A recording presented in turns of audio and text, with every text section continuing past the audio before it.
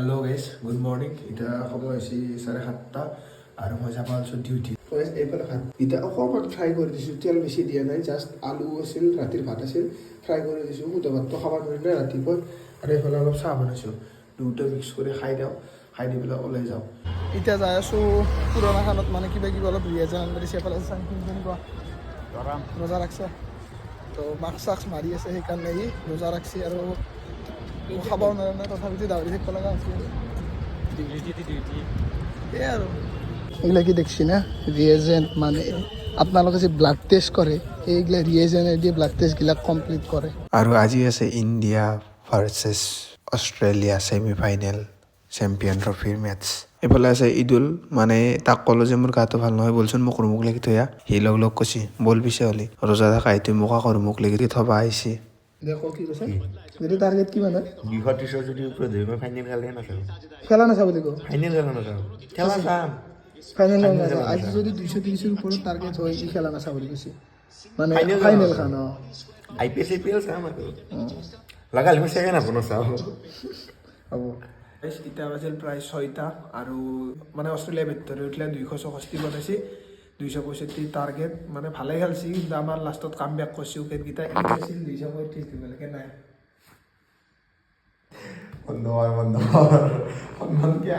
আৰু এইটো হ'ল পিংকু আমাৰ নতুন ৰুমমেট নতুন মানে পুৰণা দুদিনমান নাছিল তো নতুনকৈ আকৌ আহিছে কি হ'ব ভালে চা আছে ভাল তো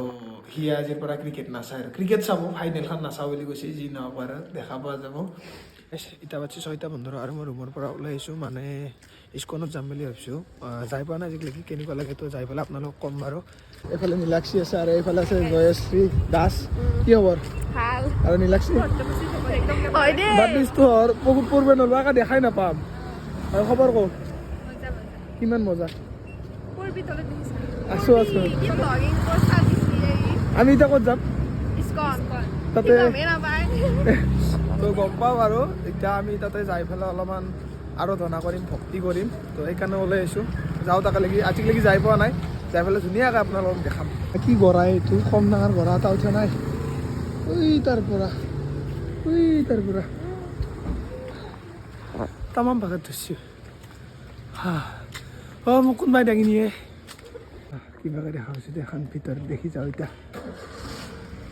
তো অৱশেষত পাই গ'লো আমি লাচিত নগৰৰ ইস্কন GMCHৰ পৰা খোজকাঢ়ি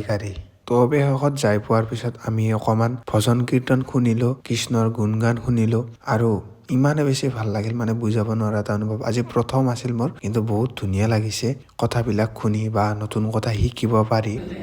केवल गौड़िया वैष्णव के मंदिर जा रहा है इस्कॉन में नहीं पाएंगे होली से खेल रहे हैं होली ठाकुर जी को दे देगा कोई भी गौड़िया मंदिर में नहीं আৰু মন্দিৰটোৰ ভিতৰ বুলিয়ে নহয় বাহিৰৰো যিবিলাক পৰিৱেশ ধুনীয়া বহুত ধুনীয়া হয় চাৰিওফালে ফুল গছ গছনি মানে বেলেগ এটা পৰিৱেশ আৰু ইস্কন মন্দিৰৰ পৰা মানে ওলাই আহিলোঁ আৰু বহুতেই বেছি ভাল লাগিছে মানে বুজাব নোৱাৰা এটা বেলেগ অনুভৱ মানে আজি প্ৰথম আহিছিলোঁ আহি মানে এইবিলাক ঠাইত অহাৰ পিছত মন্দিৰত অহাৰ পিছত মনটো অট'মেটিকেলি ভাল লাগে আৰু বহুত কথা শিকিব পাৰি